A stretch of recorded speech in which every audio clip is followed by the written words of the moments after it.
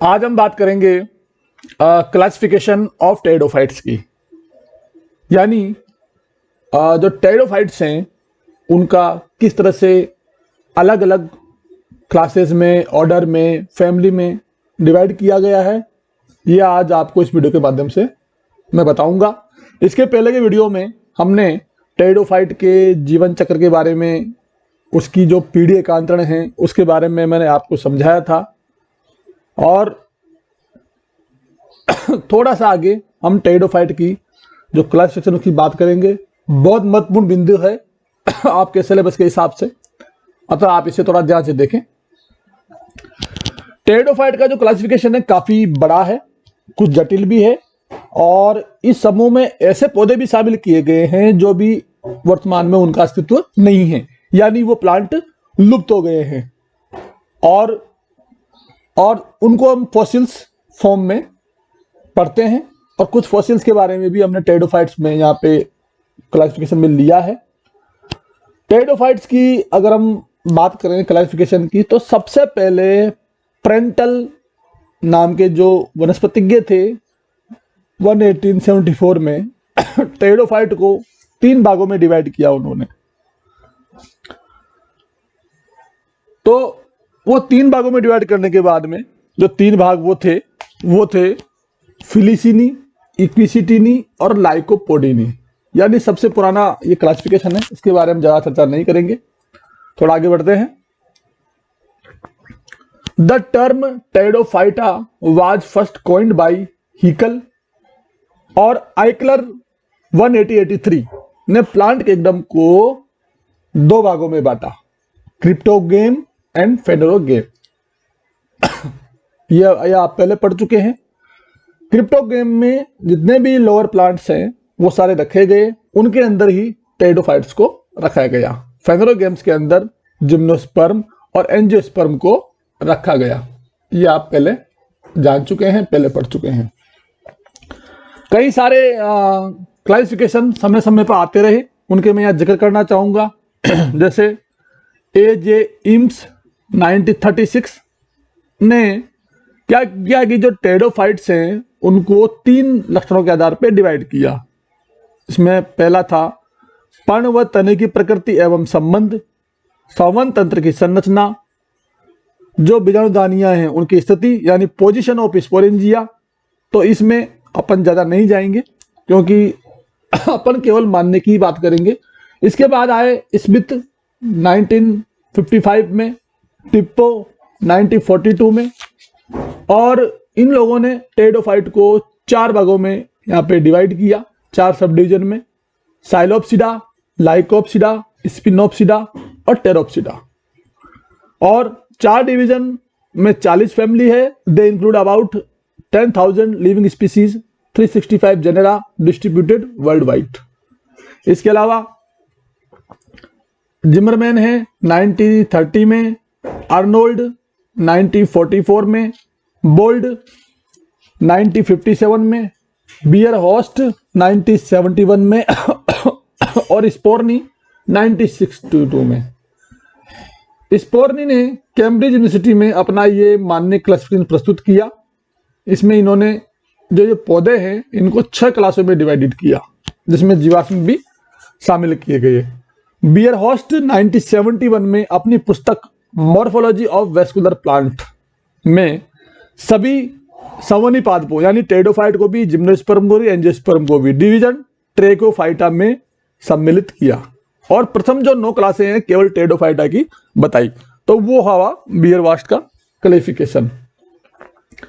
अब हम बात करेंगे इनके बाद जो मान्य क्लासिफिकेशन है, स्पोर्नी 1962 को हम यहाँ पे आधार बनाएंगे। इसके अलावा इम्स का भी यहाँ पे है, लेकिन हम एक मान्य जो क्लासिफिकेशन है वो हमारे सामने है, उसकी हम बात करेंगे, और उसके आधार पे ही हमें सिलेबस में इस चीज का जिक्र करना है। जीवाश्म को के तुलनात्मक आकार के अध्ययनों से ज्ञात हुआ है कि टेरिडोफाइट समूह जातीय वृत्तीय वर्गक नहीं है तथा साइलोप्सिडा, स्पिनोप्सिडा तथा टेरोप्सिडा एक दूसरे से अत्यधिक भिन्नता प्रदर्शित करते हैं। इसलिए इन्होंने इसकी जो ये नाम लिए मैंने इनको स्वतंत्र प्रभाव की मान्यता दी। इसका समर्थन स्मिथ ने, बोल्ड ने तथा जिमरमैन ने किया। अब हम बात करते हैं अंतरराष्ट्रीय वर्गीकरण वनस्पति नामकरण संहिता की, ICBN की। इसके अनुसार अगर अंत में जो सफिक्स की हम बात करें, अगर लगाया फाइटा, जो डिवीजन है उसके लास्ट में हम फाइटा लगाएंगे। उप विभाग आएगा, सब डिवीजन, वहां लगाएंगे फाइटिना। क्लास के नाम के पीछे लगाएंगे ऑप्सिडा।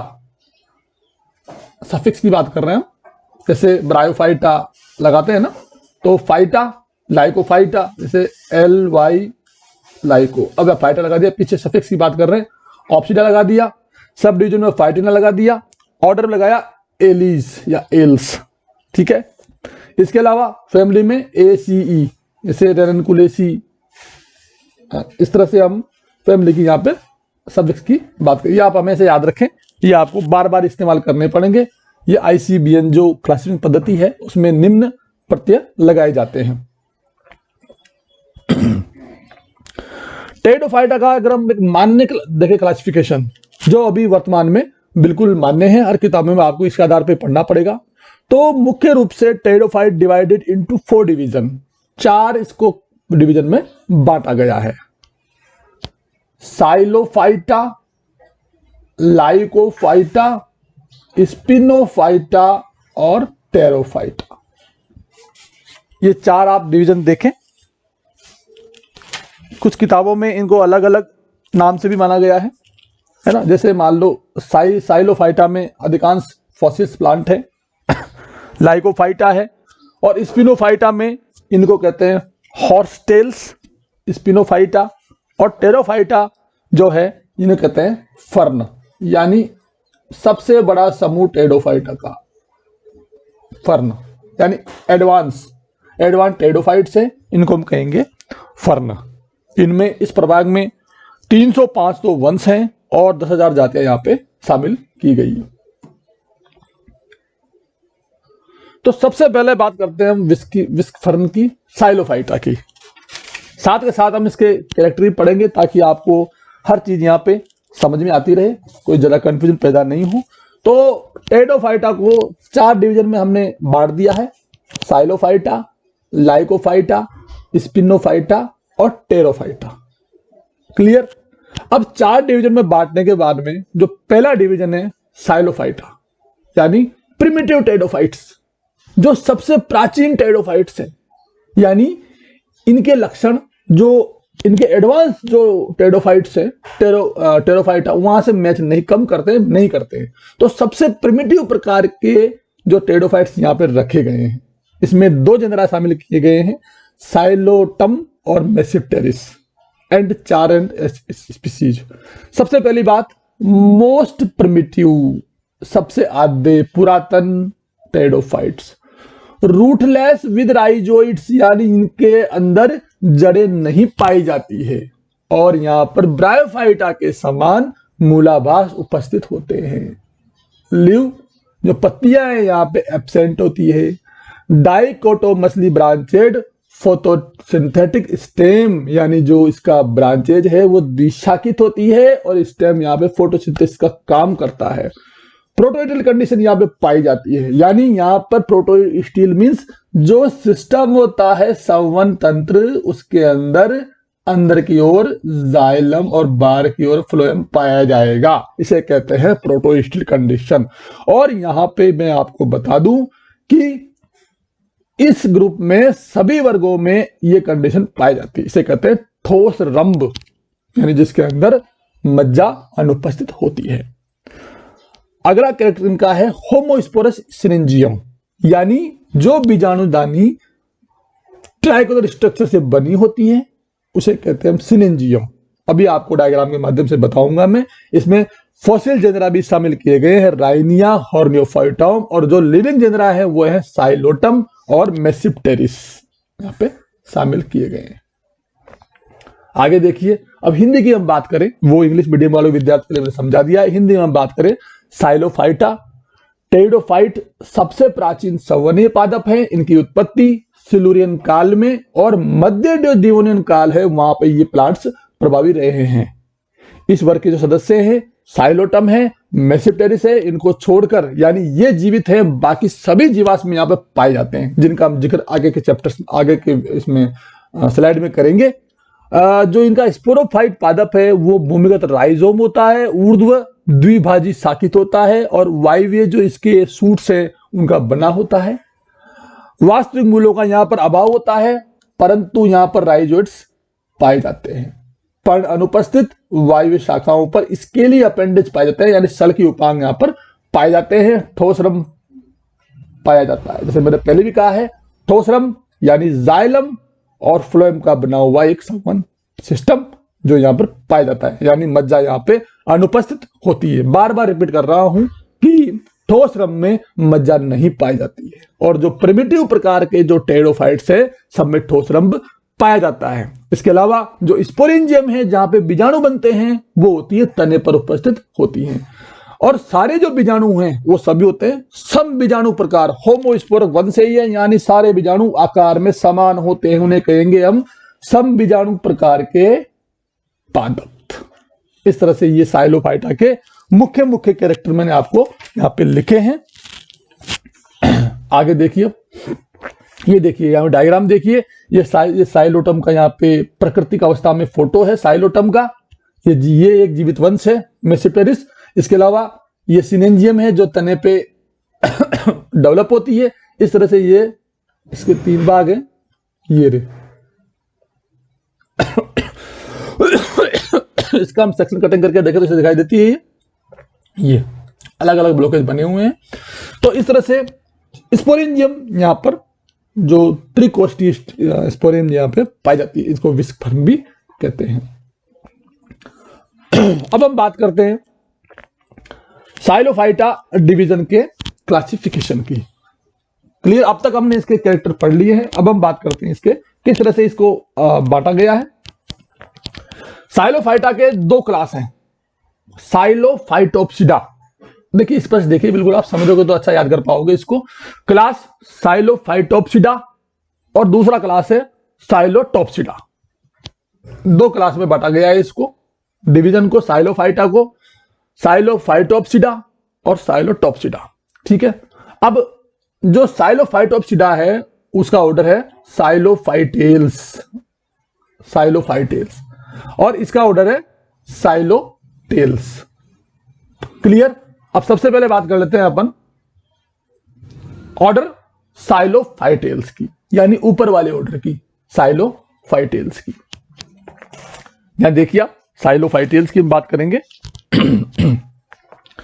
साइलोफाइट के कैरेक्टर इनमें ये सबसे प्राचीन पादप हैं और ये 400 मिलियन वर्ष पूर्व डेवलप हुए थे, और जो अपर डिवोनियन काल था उस टाइम में समाप्त हो गए थे।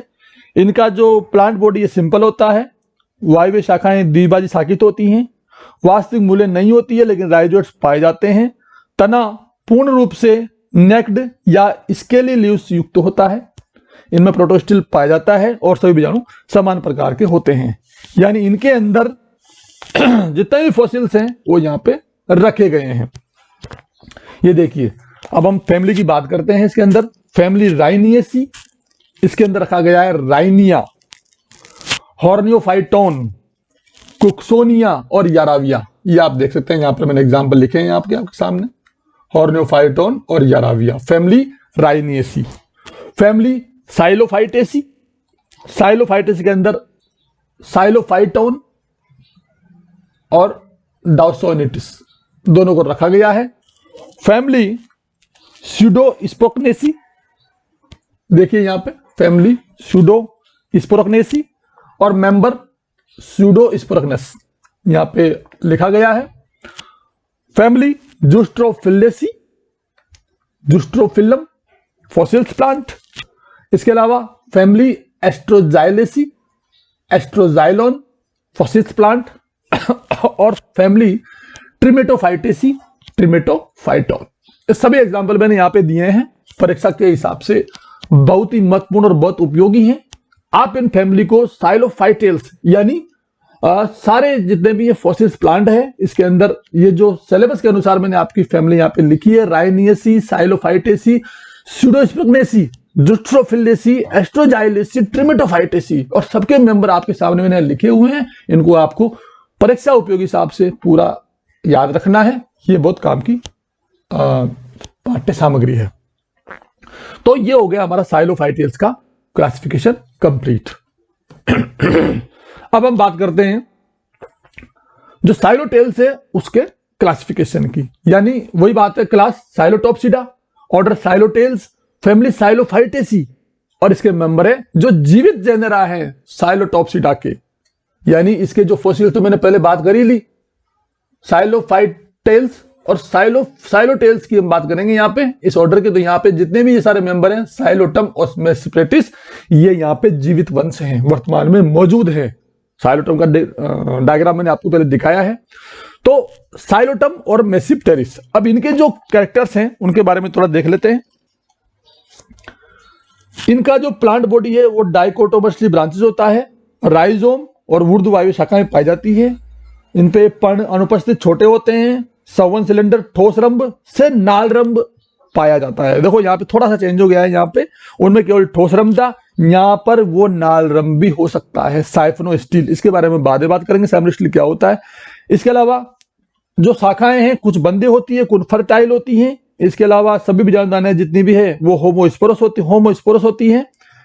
इसके अलावा इसका जो गेमेटोफाइट है वो भूमिगत तथा छोटे छोटे जो रॉड लाइक स्ट्रक्चर है उनका बना होता है, और इनके जो पुमनु होते हैं वो बहुकशाभिक प्रकार के होते हैं। पुमनु होते हैं मल्टीफ्लैजिलेटेड, बहुकशाभिक प्रकार। तो अंतर आ गया यहाँ पे जीवाश्म में और लिविंग जेनेरा में, तो ये आपको अंतर याद रखना है इस तरह से। और इस जो विषय वस्तु में जितनी भी सामग्री मैंने ली है वो गूगल इमेज से है। बुक है डाइवर्सिटी ऑफ क्रिप्टोगेम्स, वर्मा गेना चौधरी की, अलकापुर अजमेर की, इनका सहारा लिया गया है। आधा जो कंटेंट है वो गूगल से लिया गया है। और इस वीडियो में मैंने आपके सामने जो साइलोफाइटा है इसके दोनों ऑर्डर हैं, दोनों क्लास हैं, उसके बारे में मैंने बात कर ली, साइलोफाइटेल्स और साइलोटेल्स, और उसके बारे में पूरा जीवाश्म प्लांट और लिविंग जेनेरा दोनों के बारे में मैंने आपको बताया है। फिर भी कोई दिक्कत है तो आप बाकायदा मुझसे पूछ सकते हैं। और आप सभी का बहुत बहुत धन्यवाद, आपने इस वीडियो को इतने ध्यान से सुना। आशा है आपको ये वीडियो अच्छा समझ में आया होगा। कुछ अगर दिक्कत हो तो आप मुझे व्यक्तिगत नंबरों पे मैसेज कर सकते हैं। सभी को बहुत बहुत धन्यवाद।